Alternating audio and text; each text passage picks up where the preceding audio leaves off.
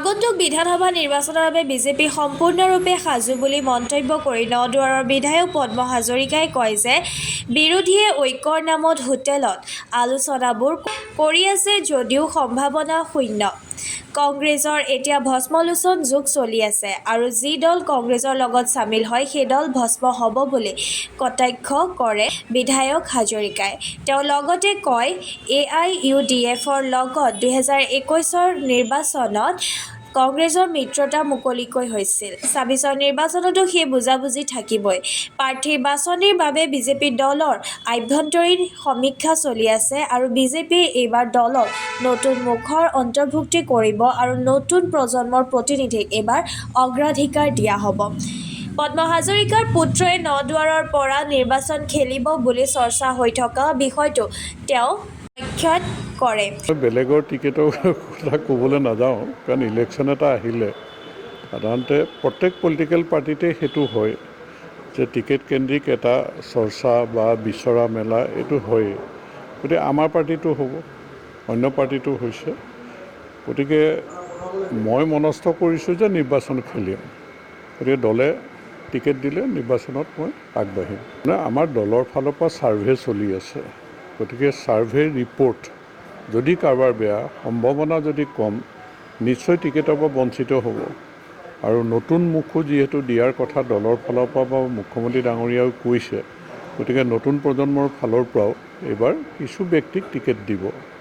গতিকে ছাৰ্ভে ৰিপৰ্টৰ ওপৰতে আচলতে গোটেইখিনি নিৰ্ভৰ কৰিব। যদি ছাৰ্ভে ৰিপৰ্টত কাৰোবাৰ পজিশ্যনটো বেয়া থাকে, জিকাৰ সম্ভাৱনা কম থাকে, গতিকে তেওঁক নিশ্চয় বদল হ'ব পাৰিব। AIUDF কংগ্ৰেছৰ মাজত আগতে আছিল, যোৱাবাৰ 21ত আছিল মুকলি। এইবাৰ আগতে তেওঁলোকৰ ভিতৰুৱা বুজাপৰা থাকে, কিন্তু এইবাৰ তেওঁলোকৰ সময়েহে ক'ব, কাৰণ তেওঁলোকৰ দুইটা দলৰে অৱস্থা বেয়া। গতিকে দুইটা দলেই নিজে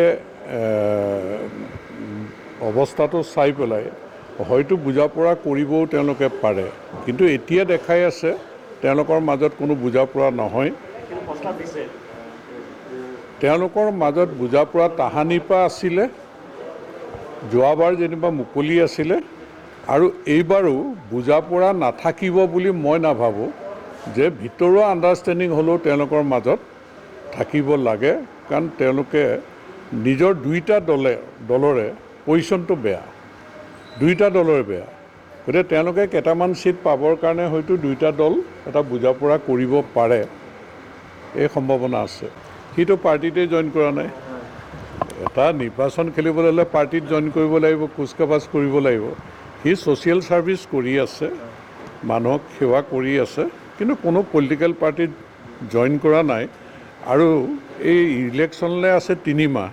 গতিকে এতিয়া আৰু কোনো পাৰ্টিত জইন কৰা বা নিৰ্বাচন খেলা তেনেকুৱা কোনো সম্ভাৱনা নাই।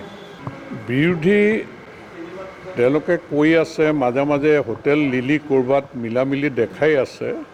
তাৰমানে এতিয়া এনেকুৱা এটা অৱস্থা যে কংগ্ৰেছ দলৰ যিটো যুগ চলি আছে, মোৰ মতে এইটো ভস্মলোচন যুগ চলি আছে। গতিকে ভস্মলোচন যুগ চলি থকা কংগ্ৰেছ পাৰ্টিটোৰ লগত যি দল লগ খাব তেওঁলোকৰ অৱস্থা একেই হ'ব, কোনো সম্ভাৱনা নাই। আনহাতে ৰাজ্য চৰকাৰৰ মন্ত্ৰী কৃষ্ণেন্দু পালেও আগন্তুক বিধানসভা নিৰ্বাচনত বিজেপিৰ মিত্ৰজোঁটে 95তকৈ অধিক আসনত জয়লাভ কৰিব বুলি দাবী কৰে। শোণিতপুৰৰ আয়ুক্তৰ কাৰ্যালয়ত এখন ৰিভিউ মিটিঙত অংশগ্ৰহণ কৰি মন্ত্ৰীগৰাকীয়ে এই মন্তব্য কৰে। আপোনালোকে এটা বস্তু একদম চিধাচিধিকৈ কথা, গোটেই অসমৰ ৰাইজে মাননীয় মুখ্যমন্ত্ৰী ডক্টৰ হিমন্ত বিশ্ব শৰ্মা মহোদয়ৰ ওপৰত পূৰ্ণ আস্থা আছে আৰু বিশ্বাস আছে। আৰু আমি সকলোৱে জানো যে অহা যিটো নিৰ্বাচন, বিধানসভা নিৰ্বাচন হ'ব, তাতে ভাৰতীয় জনতা পাৰ্টীৰ মিত্ৰজোঁট 95+ চিট জয়লাভ কৰিব। আৰু আকৌ ডক্টৰ হিমন্ত বিশ্ব শৰ্মা মহোদয় মুখ্যমন্ত্ৰী হ'ব, তাতে কোনো সন্দেহ নাই। আপোনালোকে চাই ল'ব, যিদিন কাউণ্টিং হ'ব এদিন আমাৰ কথা মনত পৰিব আপোনালোকৰ। আজি আমি কৈ গ'লোঁ তেজপুৰত, এই কথা আমি আগত নগাঁৱত কৈছিলোঁ। এটা কথা একদম ক্লিয়াৰ, যোনে যি কৰে কৰি থাকিব দিয়ক। বিৰোধী দলৰ কথা আমি AIUDF কংগ্ৰেছ এইবিলাকৰ কথা মই নকওঁ। আমি এটা কথাই কৈ আছোঁ যে ডক্টৰ হিমন্ত বিশ্ব শৰ্মা মহোদয় আমাৰ সকলোৰে শ্ৰদ্ধাৰ মুখ্যমন্ত্ৰী। তেওঁৰ ওপৰত সকলৰ গোটেই অসমৰ ৰাইজৰ এটা বিশ্বাস আছে যে ডক্টৰ হিমন্ত বিশ্ব শৰ্মা থাকিলে অসমৰ উন্নয়ন হ'ব। অসম ভাৰতবৰ্ষৰ 5টা উন্নত ৰাজ্যৰ মাজত এটা শক্তিশালী ৰাজ্য হিচাপে গঢ় লৈ উঠিব, এইটোৱেই কথা।